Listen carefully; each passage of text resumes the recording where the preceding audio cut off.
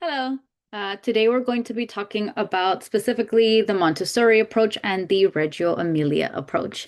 I chose these two because they are my favorite. I have worked in preschools that focus specific on Montessori, and then I've worked in preschools that also focus specific on Reggio Emilia approach. My teaching philosophy is actually a mixture of both. So I am excited to talk about this. In terms of the Montessori, Maria Montessori, she developed a method of education that is child-centered, and it really focuses on fostering independence through like hands-on experience, and really fosters this idea of having respect towards the learner's natural development, right? The natural flow in their development. In this specific system of education, the environment is very intentional, meaning that all the materials that we have, the way the classroom is set up, the type of even furniture that we have, everything is very thoughtfully designed with developmentally appropriate learning materials and things that really are going to encourage a child's natural curiosity to really independently engage in exploration. Um, Now, although the environment itself is very controlled, the learners are given the opportunity to really independently choose between the activities that they engage in or the materials that they use, whether that's the type of games that they play or the type of tools that they want to build, let's say during free play. So it really focuses on that autonomy of them being able to choose what they're going to be participating and engage in. Here we see that usually the kiddos are mixed in with different ages. So whereas some other schools are going to separate, like these are the 2 to 3s, the 3 to 4s, the 4 to 5s, right? And here we'll see that usually they're kind of all mixed together. And that's for a purpose, right? The purpose is for them to be able to learn amongst their peers, right? We all these kiddos are within different developmental stages in their life, but throughout all the kids being mixed together, they're learning from one another and building off of one another. In this kind of school setting, the role of the teacher really is to just simply observe and intervene only as needed, right? So here we're just guiding them into further exploration and kind of stepping in only as needed, right? So like if a kiddo says like, oh, that's a bird nest, right? The teacher would then say like, that is a bird nest. What is it made out of? Right. And like maybe just kind of like going with the flow of the conversation. So they're not specifically like guiding or facilitating it in the sense, but they're just, adding on to what the kiddos are already saying or what they're already exploring, or maybe answering questions that they may have. This specific Montessori approach really focuses on the entire child. So it's not just targeting academics, right? It's focusing on their entire overall development through that self-directed hands-on experiences, which really ultimately teaches them a variety of real-world skills that they're gonna need to be successful in the real world. This closely relates to Piaget's cognitive development theory. Both Piaget and Maria Montessori really believe that children construct their knowledge through hands-on exploration, which is probably the key thing that links the both of them. It also emphasizes the different stages of development and how, depending on the stage of development that you're in, that's kind of the best way that they're going to learn, right? So there are certain like sensitive periods that maybe kiddos are going to learn through a different set of skills, right? So they both focus on that. So that's something that like really is aligned with that theory and the educational approach. The next one is going to be the Reggio Emilia. So this specific approach was created by um, Loris Malaguzzi and a group of other women that he was working with in Italy. They're the ones that developed the Reggio Emilia approach, which really views kids as being fully capable, right? They are an embodiment of just potential, right? And they learn through their natural curiosity. Here, there's a really, really deep importance to the relationships that they are building, and within the community itself, right? In this specific system, there's the really big thing that we're going to be focusing on, Reggio Emilia, is going to be collaboration and emergent curriculum. So here the learners are typically engaging in project-based learning, right? They're learning through their learning is guided through whatever they're currently interested in, right? Whatever are their inquiries, whatever is it that's something that has piqued their interest, that is going to be what they're going to be learning on. They're going to learn through collaborating with others. So whether that's collaborating with their peers, collaborating with their teachers, or collaborating within their community, but is it collaborative learning? Here they have the autonomy to really express their learning or the parallels of their learning through really any kind of method. So some kids might prefer to do that through art, through music, through play, through drama, right? Um, and they're able to really have that autonomy to express what they're learning through any of those methods. Here, the educators serve as co-leaders, right? So they're researchers, they're learners that are with these kiddos. So they're learning at the same time, they're learning together.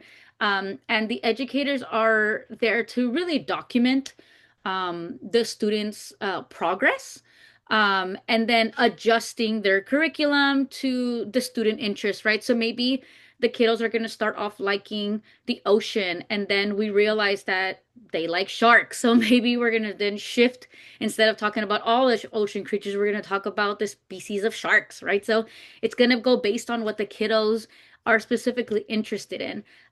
In the Reggio Emilia approach, it's really going to focus on fostering a child's just natural curiosity through creative and collaborative expression. This approach most aligns with Vygotsky's social construct theory. They both equally believe that learning is social, right? It's collaborative and it's co-constructed with others, whether that's again their peers, their educators, or people among the community. They also both align in terms of believing that the educators are co-learners, right? So they're learning together. They're the adults or the educators are the ones that are documenting all of the work and reflecting on what the kiddos are learning and really extending on that learning, right? And so, and the most important thing is that they both believe in that they can express and construct their own meaning in however way they see fit. Again, whether that's making parallels through art, through movement, through play, through building, etc., right? So, in terms of similarities, the Montessori and Reggio Emilia approach, they both highly valued child-centered learning. They both view children as being competent, as being really active learners. They also really focus on hands-on exploration, really focusing on that child's natural curiosity, and seeing the environment as really a major part of learning. And both of them really the we look at the role of the educators and both, and we both see that within both of them they're a part of it, whether it's facilitating and preparing the environment or serving as a co-instructor, right? Um, and both of them are really going to focus on fostering that independence, fostering that creativity, and that social collaboration. Now, some differences between the two. One of the biggest differences that you'll see in the Montessori and Reggio Emilia approach are really going to be within the curriculum and the environment itself.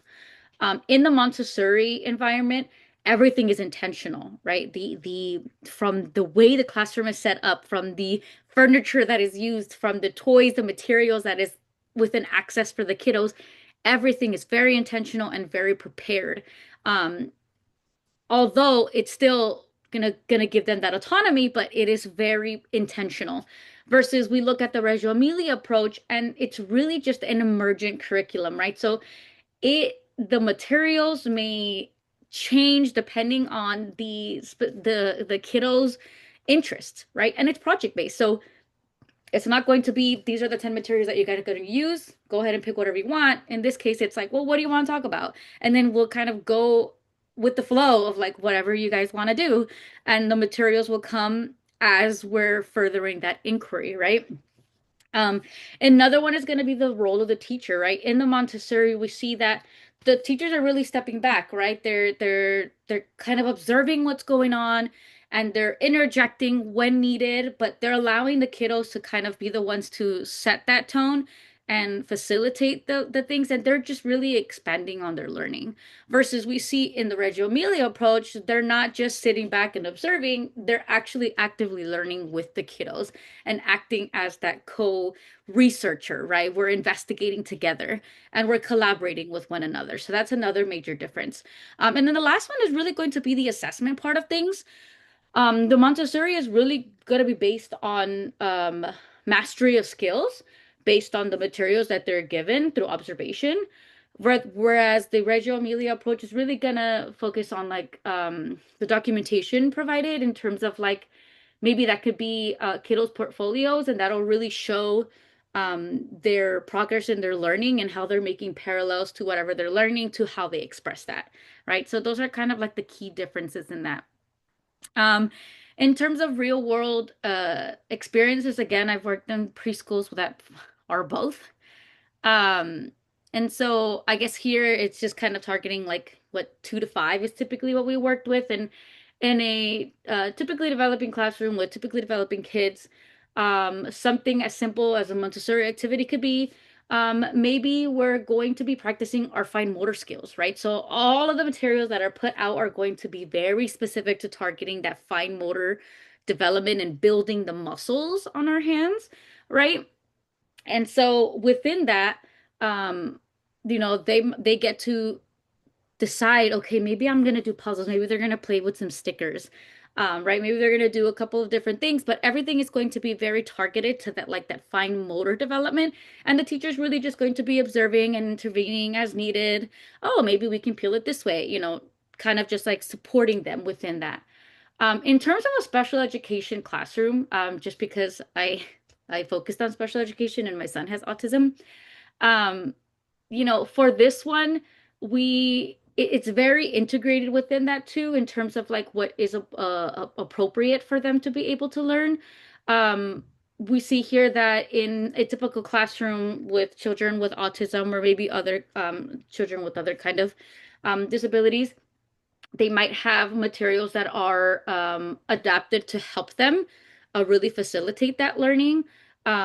So, they might be really encouraged to participate with these things, but using additional supports with that, right? To really foster that fine motor development, maybe with adjustments or accommodations as needed.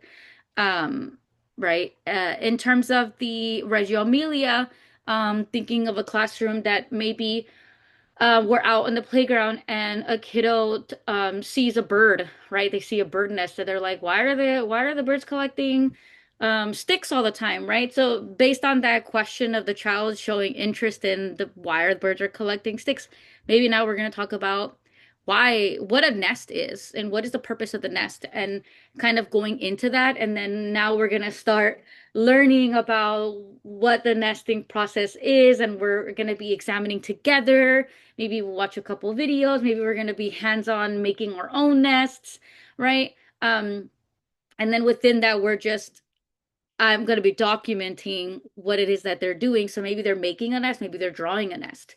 So it just depends on that. So that's the best example that I can give for Reggio Emilia. Um, and same thing like a kiddo with autism, right? So maybe they have limited verbal skills, and so instead of being able to communicate their expressions verbally, maybe they're going to be given opportunity to be able to express what they're learning in other forms, right? So, like for example, my son loves Play-Doh, right? So maybe we can make something out of a Play-Doh. We can make a nest out of a Play-Doh. It just as an example for that. But in terms of Montessori, Reggio Emilia, they're both going to be very structured, right? In different ways. One is going to be structured in terms of adult-centered. The adults are the ones facilitating and being intentional, and the other structure in terms of like we're going to go based on whatever the kiddo wants to talk about. Reggio Emilia is going to be emergent. It's going to be collaborative. It really fosters that creativity um, and their identity through projects, right? And their own self-expression. And Montessori is going to be very individualized and really fosters that independence um, through the material choice and whatever they want to engage in. But yeah, that was it. Thank you so much. Bye.